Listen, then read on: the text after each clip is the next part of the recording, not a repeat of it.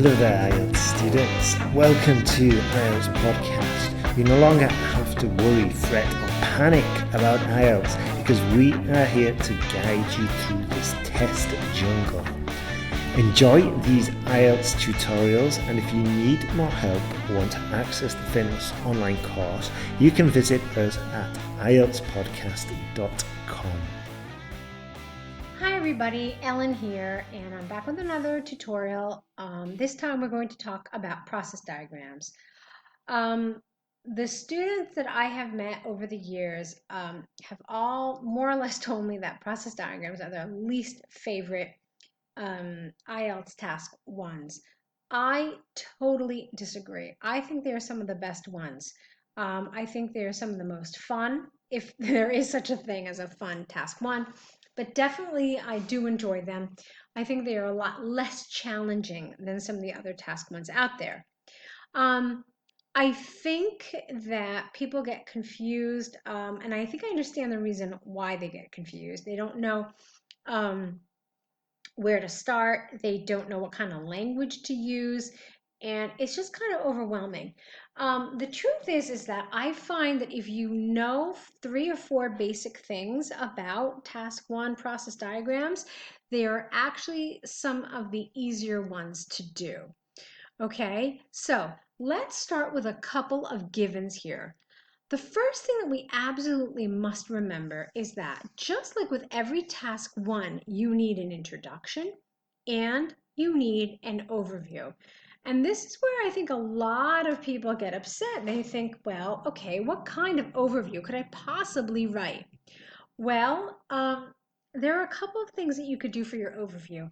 I find that the easiest way and the best kind of overview is to essentially say that it is a process with X number of steps starting here at A and ending at Z. Okay, so if you include this information in your overview, you're at a very good point right there.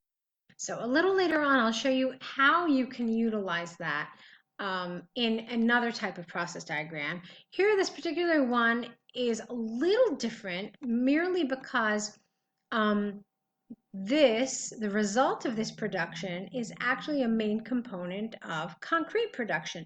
So that's something you would want to say. You would want to say something here. Take a look at this. Look at how many steps cement production has, and look at how simple, in contrast, concrete production is. So that would be a great overview. You could say that while cement is a major component of concrete production, the production of cement is more complicated than that of concrete. And then you're done. That's your overview. You didn't need to get into these percentages. You didn't need to say where it started, where it ended. But you did make a really interesting comparison here. Okay, so now let's look at this particular process diagram where it shows the process of manufacturing bricks. Here, this is a great example of how you can utilize what I suggested for your overview. You could basically say, well, first of all, let's count up the steps. You've got 1, 2, 3, 4, 5, 6, 7, 8 steps. So you could say that this is a process requiring 8 steps starting from clay being dug from the earth and ending with bricks being delivered for usage. And then that's it. That's your overview. But I have really found over the years that a lot of people neglect to even include an overview, much less a good one. So this is a way to really get over this obstacle.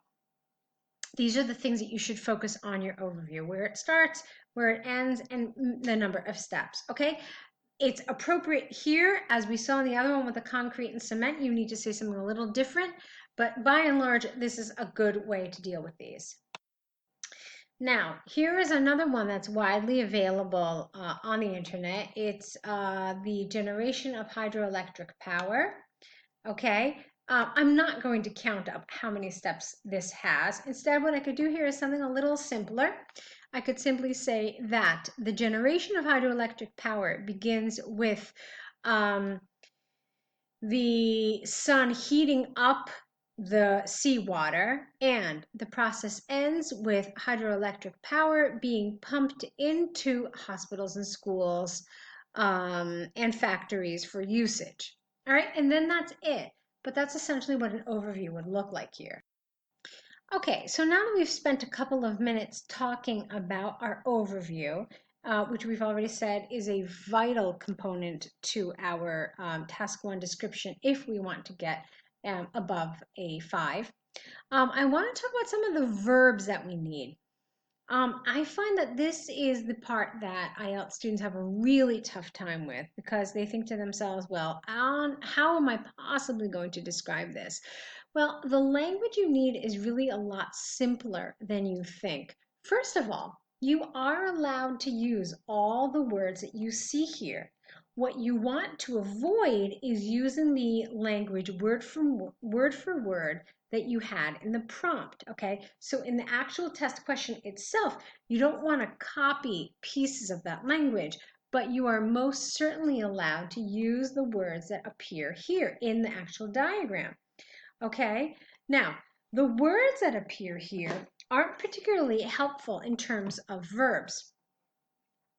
I find that one thing process diagrams test is your ability to know when to use the passive and when to use the active voice. So that's a really key piece of language that you need to have mastered in order to do well in process diagrams. If you're not really comfortable, then absolutely review these. When do we use passive voice? How do we use it? Some people do have trouble with this, and some people really just, are very comfortable with it. Now, some verbs can't be used in the passive, so it's really important to know that as well. One question you want to ask yourself, first of all, is who is doing this action? Do we know who is doing the action? In this one, we can assume that action is being done to the clay, and it's not the clay is doing anything itself. We will get to that a little later, but we can assume here that the clay is having something done to it, which means that we're going to need a lot of passive voice here. Okay, so let's say we wanted to approach this. Let's assume that we've written our introduction. Let's assume that we've written our overview. So then we go into the details. What would you say here? Clay is dug from the ground, or clay is dug from the earth. Okay, you would probably want to mention this. You would say by use of a digger. And then look at this arrow. This is where people get confused. They say, well, Ellen, how on earth am I going to then describe this? And that's where they're checking your vocabulary and your knowledge of what kind of verb to use. So depending on the particular diagram, there are a lot of different verbs you could use, and they're much simpler than you could probably imagine. Here you could say, the clay is then passed through, or the clay is then processed, or the clay is transferred to a metal grid. Okay, it is processed through a metal grid. It then enters a metal grid. Okay, check that out. And here it's an active verb. The clay enters because it's something that the clay does itself. Okay, it is passed through. It enters. It is processed through. Okay, so you have to think about what this arrow is actually showing us. Or you could, another verb that I really like using in task 1 is undergo. Okay, here can you use it? I'm not really sure that it fits here, but it is a verb that is really useful just to have like up your sleeve because it might be useful at some other point. Okay. Now, did we mention passes through? That's another active verb that's really useful. So you could say the clay passes through a metal grid, okay? And then it is processed through a roller, okay? So you can see how some of these same verbs keep coming up and they're useful. They're useful here, and you'll see how they're useful in other process diagrams as well. Okay? Now, look what happens in the next step. We have sand plus water and then this arrow. So what are they really telling us?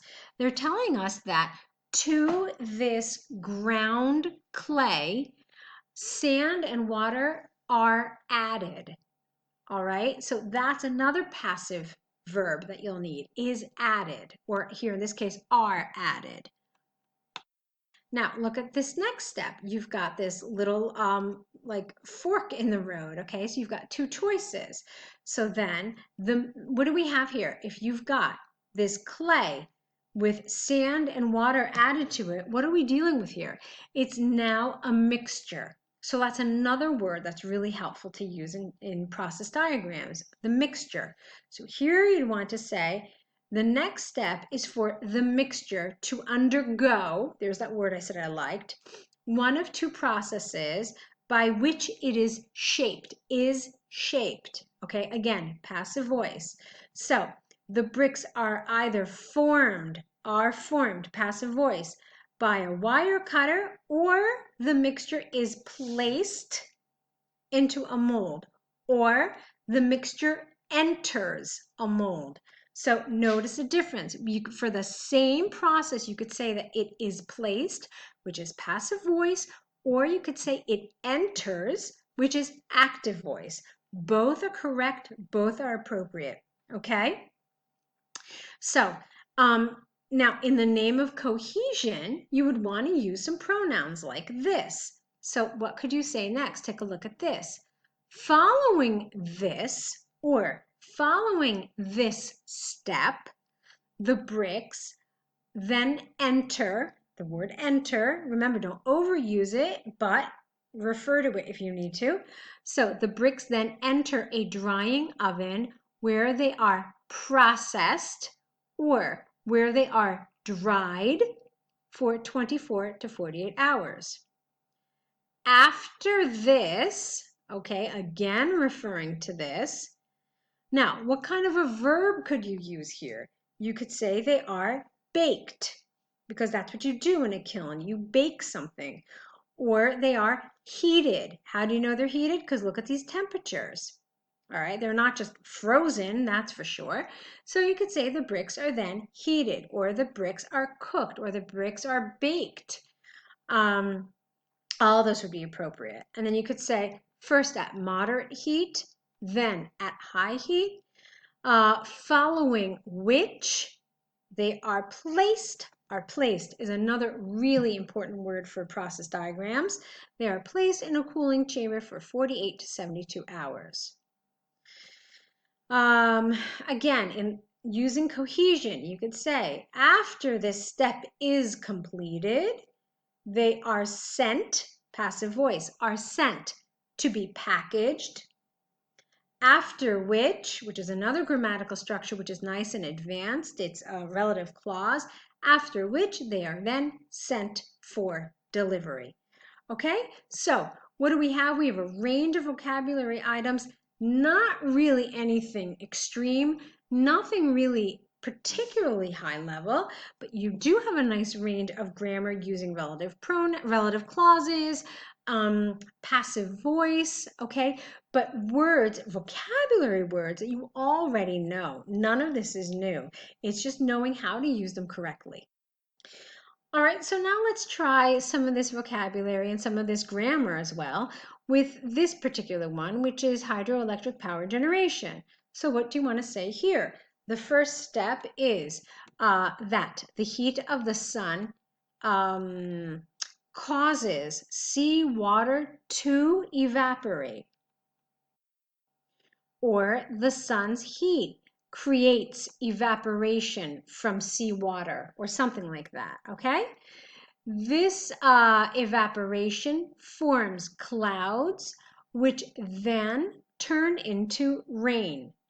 This rain is stored, again, passive voice, is stored in a reservoir, okay? And once, and is held back by a dam, okay? You could say that as well. It is held back by a dam. Once the valve is opened, the water enters, okay, the turbine. And then here you've got an interesting process here, because look what happens. You've got it being pumped back to the reservoir. All right, so it's like a multi-step process at this point. So one thing you could say is that once the water enters the turbine, the electricity generated, or the electricity which is generated, is transferred to high voltage cables, while the water through the pump returns to the reservoir. All right, so again, you've got this mix of active and passive. The water returns to the reservoir, but then you say the electricity is generated. So it's this whole kind of balance of when to use passive voice appropriately and when to use active voice appropriately. So the electricity is generated through the high voltage cables. It then passes through to the transformer station, which then distributes, which is another really great word for task one, distributes the energy to homes, factories, and hospitals and schools. Okay, so you could see here again, we used simple language, nothing really particularly advanced, but it was absolutely appropriate. But the thing to remember is when we use passive, when we use active, and then just some of these vocabulary words which help express some of the things that we're looking at in these diagrams. Okay, so this is another process diagram I found online. Take a look at it. Take a look at how many steps it has. Take a look at where the process starts and where it ends. Clearly, it starts with cows grazing, and then the last step appears to be milk and other dairy products being stored on supermarket and shops shelves. Okay, so if you counted up the steps, you could say that overall, the process of milk production consists of 7 steps, starting with cows grazing in the field and ending with milk products being stored in supermarket shops and shop shelves. Okay, that's your overview. You don't have to go into any other crazy detail here. All right, so how would you answer this, and what kind of language would you need for this particular diagram? Well, you would start with the cows grazing. So, the process of milk production begins with cows grazing in the field. These cows are then milked. They are milked, okay? Again, so passive voice, but I'm not creating any new language. I'm simply using the language that's here. However, I do know that milked is used in the passive. So the cows are milked via a machine twice a day. This milk then enters, there's that word enters again, a storage container to be refrigerated. Or you could say this milk then enters refrigeration storage. Or you could say the milk is then stored and refrigerated. All of those would be okay. All right. Following this, okay, and I already mentioned before how important words like following this are, because it provides cohesion, all right, it links your ideas to each other. So following this, a milk tanker transfers, if you don't want to use delivers, so a milk tanker transfers the milk to the dairy processing plant. Now that's my word, you didn't need to use it. You could have just said the milk tanker transfers the milk to dairy daily. All right. Now, here's where you could use that word that I like so much, which is undergo. The milk then undergoes processes which create either cheese, cream, and butter, or milk. The milk is then pasteurized and packaged. So again, I'm not creating any new words. However, I am showing you that I know how to use it in the passive voice. It's not something that the milk does itself. It is a process that it undergoes. So the milk is pasteurized and packaged, and after this stage, the milk is then ready to be stored in supermarket and shop shelves.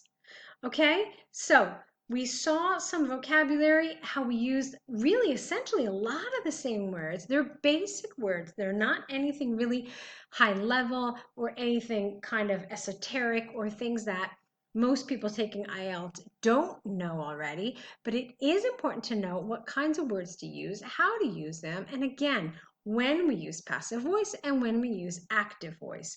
Also, I want you to remember that you are allowed to use the language here. It's here to help you. You don't have to reinvent the wheel. I don't want you as IELTS test takers to feel that you have to recreate all of these words that you see here. I would hate to see somebody try to rephrase milking machine or try to rephrase refrigeration storage. It's not necessary. Those words are there to help you. Use them. Okay? What you don't want to do is you don't want to copy the language from the prompt word for word. That is a no, but you can use the language here. Okay? So I hope that you found some of the vocabulary and some of the grammar that we talked about for process diagrams helpful. I hope you found that discussing how and what kind of overview we use for process diagram useful to you, and I hope it's something that you remember to use. So if you have any questions, do email us, let us know.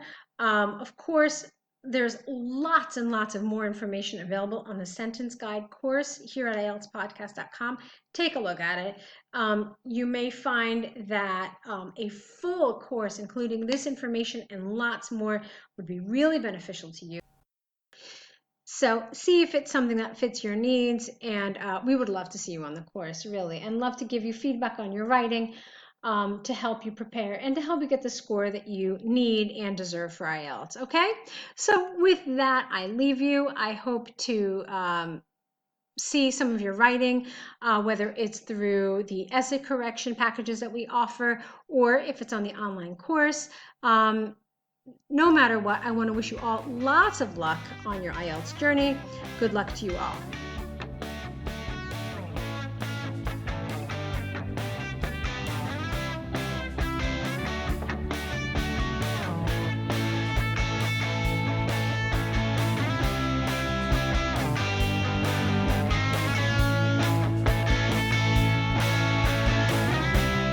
Thanks for listening to IELTSPodcast.com.